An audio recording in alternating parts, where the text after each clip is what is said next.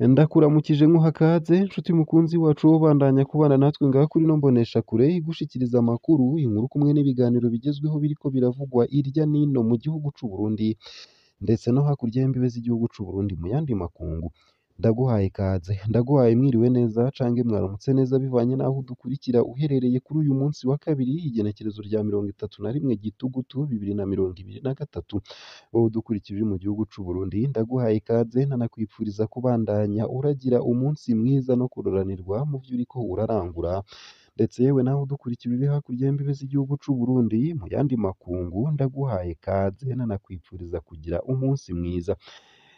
Ico utegerezwa rero gusa ni ugufyonda sabone canke subscribe nawe utarafyondako hama ukabandanya urashikirwa n'amakuru, inkuru kumwe n'ibiganiro bigezweho tubandanya gushikiriza biba biriko biravugwa irya nino mu bisata bitandukanye nk'igisata c'amagara y'abantu, igisata ca politike, igisata c'umutekano, igisata c'imigenderanire n'ayandi makungu, igisata c'ubutunzi, igisata c'agataka, igisata c'uburimyi n'ubworozi kumwe n'ibindi bisata bitandukanye irya nino hoba mu gihugu c'Uburundi ndetse no hakurya y'imbibe z'igihugu c'Uburundi mu yandi makungu.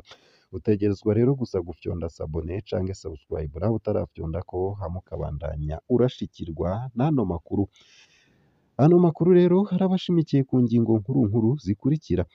Mu ntara ya Bujumbura hatanguye isekeza ryo gusuzuma ko abafise impangu bazimenyekanishije kandi ko bazirihira amakori y'agataka. Umukuru w'igisagara ca Bujumbura Jimmy Hatungimana amenyesha ko kuva kuri uyu wa mbere igenekerezo rya 30 Gitugutu 2023 hatanguye isekeza ryo gusuzuma ko abafise impangu bazimenyekanishije kandi ko bazirihira amakori y'agataka. Nk'uko biri muri iryo tangazo bitegekanijwe ko ico gikorwa kizotangurira muri komine Mukaza kandi ko abo bakozi ba meri ya Bujumbura bazogenda barasuzuma ko barishe ikori canke itagisi ry'umwaka w'ibihumbi 2023. Bikaba bitegekanijwe ko ico gikorwa kizomara amezi 4. Jimmy Hatungimana akaba amenyesha ko ico gikorwa co kwandika ibitangirwa ikori kizokorwa n'abakozi ba meri bambaye umwambaro w'akazi kandi bakazoba bafise ordre de mission kugira ngo abanyagihugu ntibagire ngo ni ibisuma vyiyambitse umwambaro wa meri. Iyo nkuru ku buryo buramvuye ni mu kanya ntuje kure.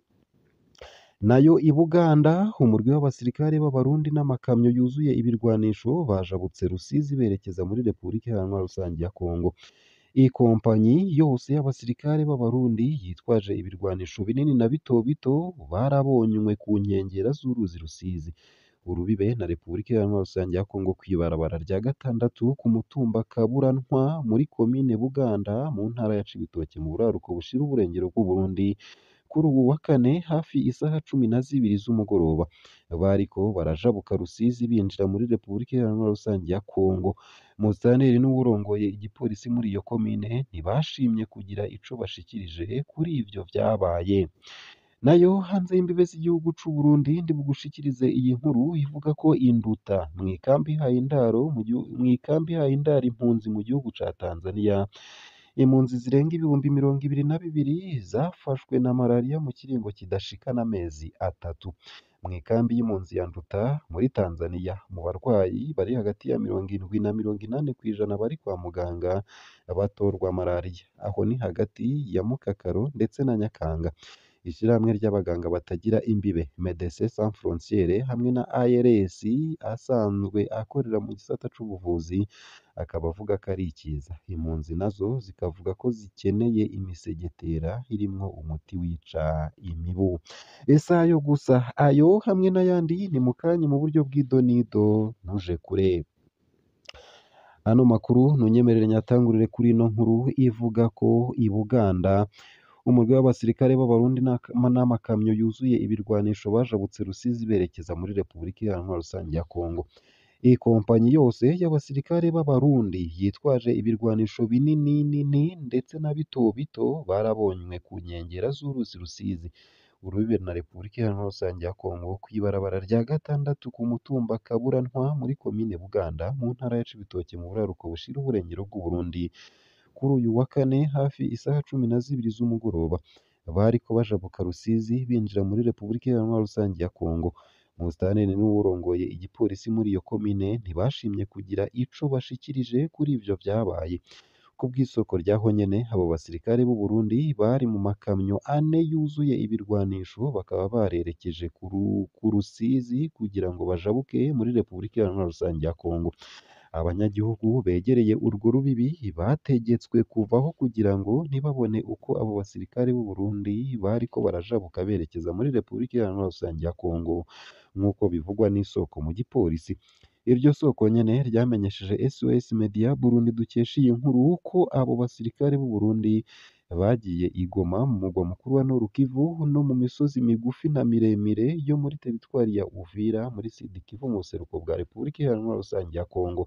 Iryo soko ritomora kandi ko abo basirikare barungitsweyo mu mugambi wo gufashanya mu bya gisirikare hagati y'ivyo bihugu bibiri bifise igikorwa co kugwanya umurwi wa M23 n'abagwanyi b'abarundi benshi muri ako karere. Nubwo biri uko ariko amakenga ntabura mu banyagihugu baba ku nkengera bama babona buri munsi hatahukanwa ibiziga by'abasirikare b'u Burundi biciwe ku rubuga rw'intambara muri Repubulika Iharanira Rusange ya Kongo. Tubabajije kuri ivyo uwurongoye igipolisi muri komine hamwe na musitanteri wa komine Buganda ntibahakana ayo makuru ariko ntaco bayavugako na kimwe. U Burundi bufise ikambi zibiri za gisirikare ku butaka bwa Kongo zarungitsweyo mu mugambi wo gufashanya hagati y'ivyo bihugu bibiri hamwe n'umugambi w'akarere ka EAC. Nayo mbandanije ano makuru kandi womenya ko induta mu ikambi ihaye indaro impunzi mu gihugu ca Tanzania, impunzi zirenga ibihumbi 22 zafashwe na malariya mu kiringo kidashika n'amezi 3. Mu ikambi y'impunzi ya Nduta muri Tanzania mu barwayi bari hagati ya 70 na 80% bari kwa muganga batorwa malariya aho ni hagati ya Mukakaro ndetse na Nyakanga. Ishirahamwe ry'abaganga batagira imbibe Médecins Sans Frontières hamwe na ARS asanzwe akorera mu gisata c'ubuvuzi avuga ko ari ikiza. Impunzi nazo zikavuga ko zikeneye imisegetera irimwo umuti wica imibu. Ibitigiri biri mu mavuriro yo mu ikambi ya Nduta muri Tanzania birateye ubwoba. Gushika mu kwezi kwa Nyakanga abantu barenga ibihumbi 22 barwaye malariya barakiriwe. Ni ukuvuga ko abashika 1/3 c'abantu baba muri iyi kambi bose bari muri iyi kambi. Ivyo bituma abagira neza bagira amakenga. Bisigurwa n'uwukora mw'ishirahamwe ry'abagira neza muri iyo kambi.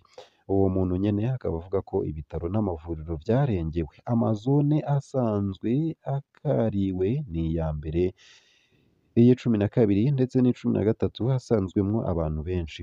Hagati y'abantu 70 na 80% baza kwivuza baba bafise malariya. Umurwayi arashobora kuza kwivuza malariya 2 mu kwezi. Ivyo ni ibivugwa n'abakorerabushake bo mu gisata c'ubuvuzi. Ivyo bitumwa nuko babayeho mu buryo bubi. Ingorane nyamukuru ni ukuntu babayeho no gufungura nabi. Kuva habaye guhererekanwa igisata c'ubuvuzi Médecins Sans Frontières ntigikorera mu mavuriro. Ubu mugabo yaraje gufasha abakozi ba ARS kugira ngo ibara ntirigwe. Ikindi nuko ARS yakuyeho abahora bafasha guhimiriza mu kibano. Ububiko bw'imiti nabwo burahera kenshi ugasanga bitumye umurwi umwe utaronka umuti ukwiye. Ikiza cunyura vyose ni inzara ibica bigacika. Uko akaba ariko abarongoye abandi mu kibano bavuze. Kuva muri Mukakaro impunzi zisaba guhabwa imisegetera irimwo umuti wica imibu kuko baheruka kuyihabwa mu mwaka w'2018. Ishirahamwe Médecins Sans Frontières ryatanguje rusansuma rwo kumenya igitigiri nyaco kiba muri buri nzu kugira batange imisegetera kandi bapompe ahantu hose co kimwe no mu mazu. Uko akaba ariko twumvise. Impunzi zikaba zivuga ko uko ari uguta umwanya birirwa barasansuma kuko HCR irafise ibitigiri vyose. Bikeka ko hari ukutumvikana na leta ya Tanzania kuko yoba yaranse ko hatangwa isoko ryo kuzana iyo misegetera. Yo ikavuga ko impunzi zohatirwa gutaha ivyo bikoresho zikabihabwa mu bikoresho batekererwa. nk'uko impunzi zibivuga. Abagiraneza n'impunzi bahuriza gusaba ubushikiranganji bw'intwaro yo hagati mu gihugu busanzwe bujejwe impunzi ko bwokorosha ibintu na cane cane iyo ari mu bisata bidasanzwe nk'amagara y'abantu. Ikambi ya Nduta womenya ko ubu irimwo abantu barenga ibihumbi 70 b'impunzi z'Abarundi. Ngaha akaba ari naho nsoreje ano makuru nari naguteguriye ariko aravugwa irya nino mu gihugu c'u Burundi ndetse yewe no hakurya y'imbibe z'igihugu c'u Burundi mu yandi makungu. Ndakwipfurije kubandanya uraroranirwa no kugira umunsi mwiza.